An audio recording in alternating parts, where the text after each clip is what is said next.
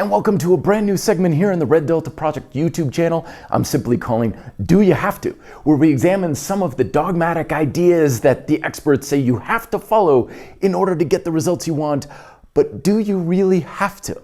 To kick things off, we're starting off with this idea that you have to do cardio for 20 minutes in order to burn fat. Like a lot of myths out there, it's based on a few pieces of factually accurate and true information, the first of which being that the human body is always burning kind of a combination of either fat or carbohydrates depending on the intensity of the activity level. So as you're lower intensity, like sleeping or lounging around, most of your caloric expenditure is coming from fat. And then as you get up off the couch and you start walking and you start jogging, and the more intense you move at, the more you shift over into burning a bit more carbohydrates as your energy substrate for fuel.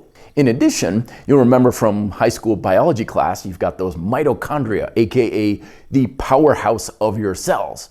So when you start moving at a faster intensity relative to where you were before, those mitochondria can take some time to warm up. They're like a cold engine on a January morning.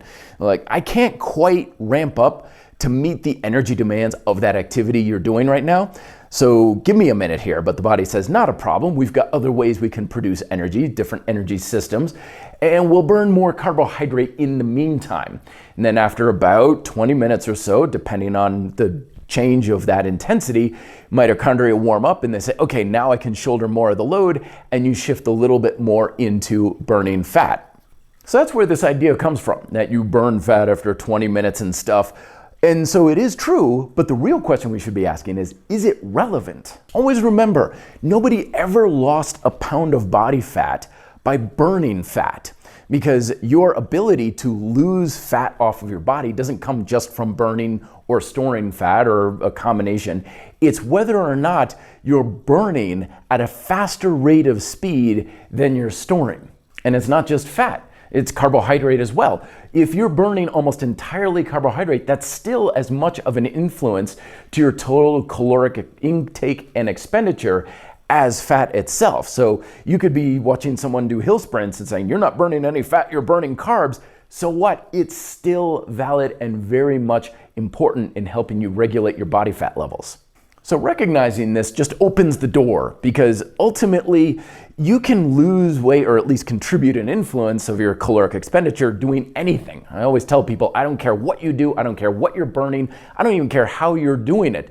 Just be burning to some degree, however you like, whatever fits your preferences and your lifestyle, and it's going to all be contributing to your total caloric expenditure. You don't have to exercise a particular way, because ultimately there's no such thing as weight loss exercise.